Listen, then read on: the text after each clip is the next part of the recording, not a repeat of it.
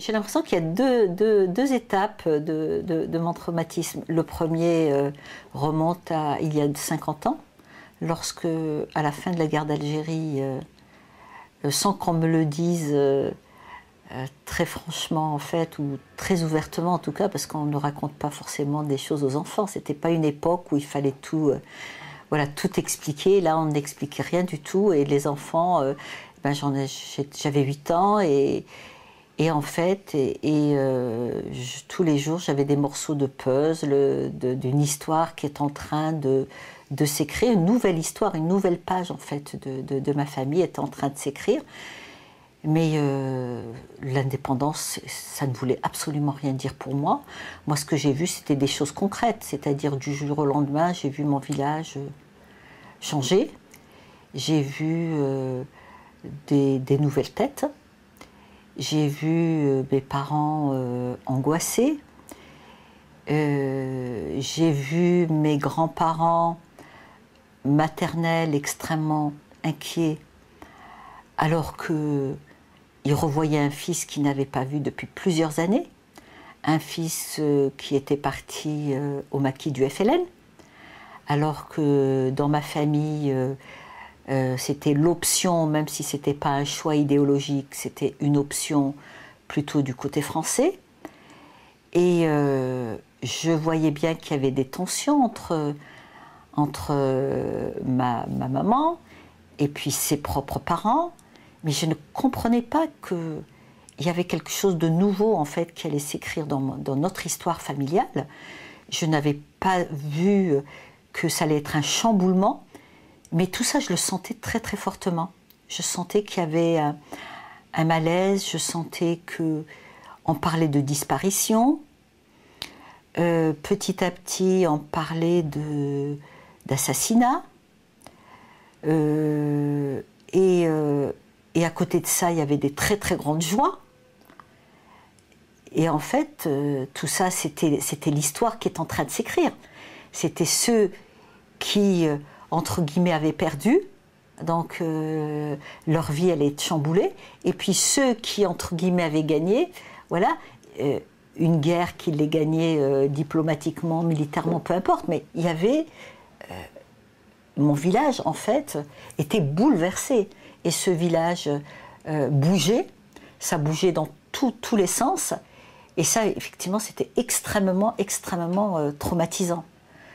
Pour l'enfant de 8 ans que j'étais. Et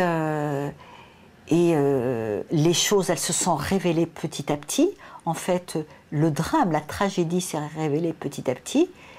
Et puis un jour, on a vu arriver des hommes que je ne connaissais pas, que je n'avais pas vus dans mon village, qui sont arrivés dans notre maison, alors que mon père et mon oncle avaient disparu, mais je ne savais pas pourquoi on ne les voyait pas, alors qu'en fait, ils se sont sentis menacés et ils étaient partis pour se protéger auprès de l'armée française. Et puis voilà, ces deux hommes étaient là, ils posaient des questions de manière extrêmement violente aux femmes de la famille, parce qu'il n'y avait plus que les femmes qui étaient là, les enfants, et je ne comprenais pas, voilà, c'est ne pas comprendre et être dans une situation comme ça où on ne vous explique pas, mais on sait qu'un drame se trame. Quoi? On ne sait pas trop. Voilà.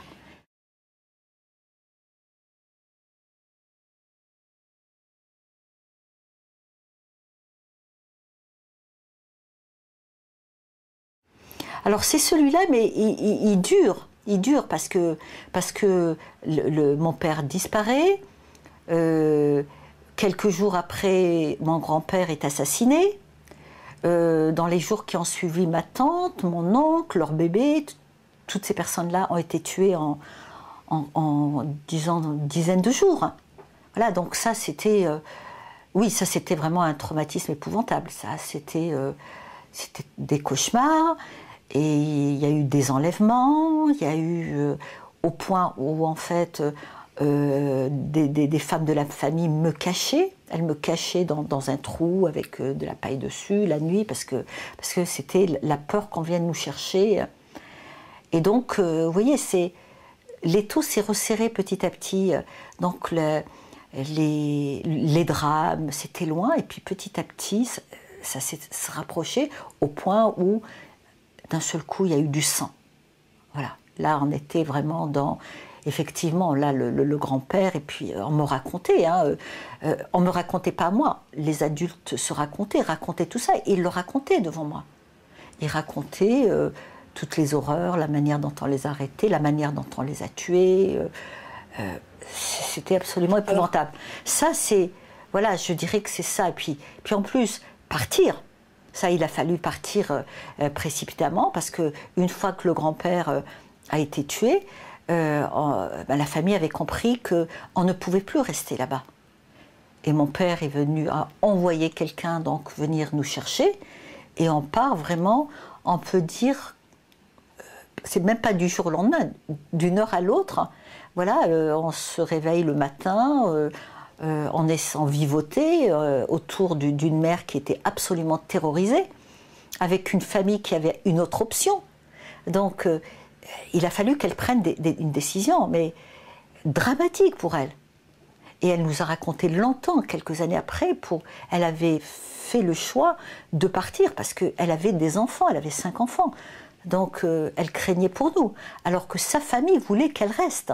Elle reste. Et donc elle ne leur a pas fait ses au revoir. Elle est partie comme ça. Donc quelqu'un vient nous chercher.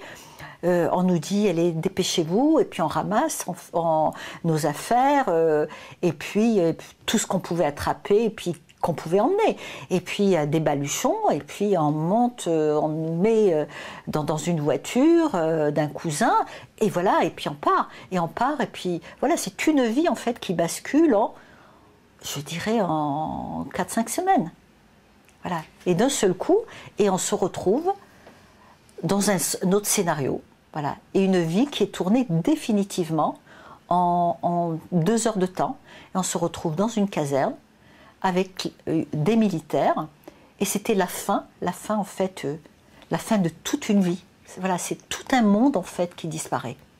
Et ce monde-là, c'est ce monde-là qui s'est comme un sol qui s'écroule. On tombe et puis on ne remonte plus jamais à la surface. C'est vraiment, c'est ce que je ressens encore aujourd'hui, c'est que c'est quelque chose un monde qui a changé en très très peu de temps. Voilà, ça c'est quelque chose qui est une disparition, et c'est pas seulement le corps d'être aimé, d'être cher, c'est mon monde qui a basculé. Et je ne savais pas encore que c'était définitif, parce qu'on ne savait pas en fait. Nous on part, on monte dans une voiture, on nous dit vous partez, voilà, on va s'en aller. Mais on ne savait pas si on allait revenir le lendemain, dans 1 mois, dans 2 mois, on ne savait pas. Voilà, ça c'est un vrai traumatisme.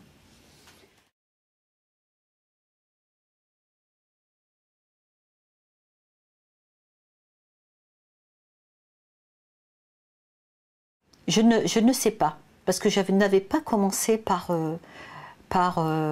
mener ce combat pour la reconnaissance de la responsabilité donc, de la France, en tout cas du gouvernement de 1962 qui a abandonné ces familles, qui leur a retiré leur nationalité française, c'est quand même un symbole extrêmement fort, et qui les a laissés se faire massacrer, en sachant qu'ils se faisaient massacrer. Mais moi, j'avais commencé déjà par écrire. J'avais déjà écrit ma propre histoire. Et ensuite, j'ai écrit pour d'autres personnes qui ne pouvaient pas écrire, notamment les femmes. J'ai publié un livre sur ces femmes. J'en avais vu plus de 70. Puis finalement, une vingtaine ont accepté d'être publiées. Et puis ensuite, petit à petit, en fait, j'ai construit ce combat. Parce que il s'est imposé naturellement, comme un besoin, et ce besoin avait un écho chez d'autres personnes, et en fait j'ai découvert, j'allais dire des dizaines de milliers de personnes qui ressentaient la même chose que moi, et il y a des personnes qui m'ont rejoint, et c'est vrai que je sens que c'est une piste qui peut m'amener à l'apaisement. Je le sens. Je sais que quand je suis dans l'écriture ou quand je suis aux archives, Je suis historienne, je fais donc de la recherche historique. Je sens que c'est des endroits effectivement qui m'apportent un début d'apaisement. Voilà, c'est un travail en cours.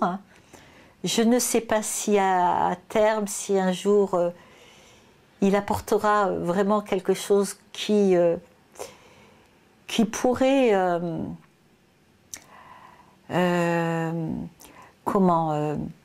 réparer, même partiellement, ce traumatisme. Mais je ne sais pas en fait. Je suis sur le chemin, disons.